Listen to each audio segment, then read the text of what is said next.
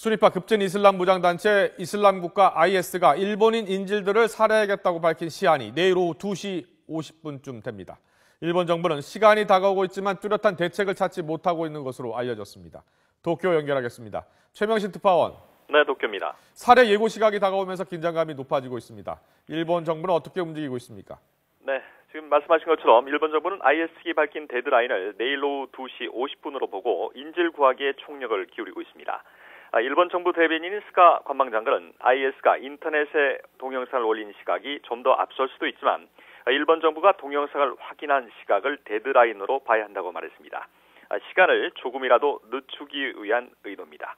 아베 총리는 어제 중동 순방에서 돌아오자마자 관계 강요회의를 열고 시간과의 긴박한 싸움이라고 밝혔습니다. 그만큼 초조함을 엿볼 수 있는데요. IS와 관계를 갖고 모든 외교 루트와 채널을 동원해 석방 교섭에 나서고 있습니다. 일본 정부가 IS가 요구한 몸값 2억 달러를 과연 지불할 것인가에도 관심이 쏠리고 있는데요. 일본 정부는 몸값 지불 여부에 대해서는 긍정도 부정도 하지 않고 있습니다.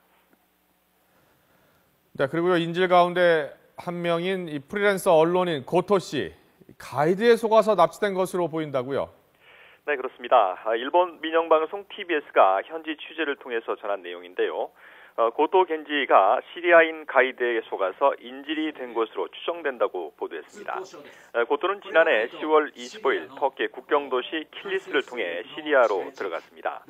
킬리스는 지난 10일 터키에서 실종돼 IS 가담 혐의를 받고 있는 18살 김모 군이 마지막으로 목격된 곳이기도 합니다. IS 치하에 있는 시리아인들의 비참한 상황을 카메라에 담아오겠다는 계획이었습니다.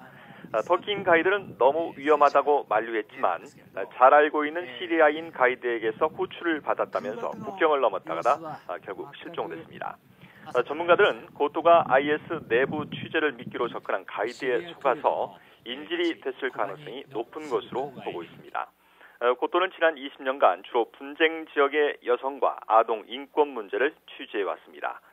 고토는 실종되기 전 마지막 남긴 인터뷰에서 자신의 신변에 무슨 일이 일어나도 자신은 시리아인을 원망하지 않으며 이 내전이 빨리 끝나기를 바란다는 말을 남겨서 안타까움을 더하고 있습니다. 지금까지 도쿄에서 전해드렸습니다.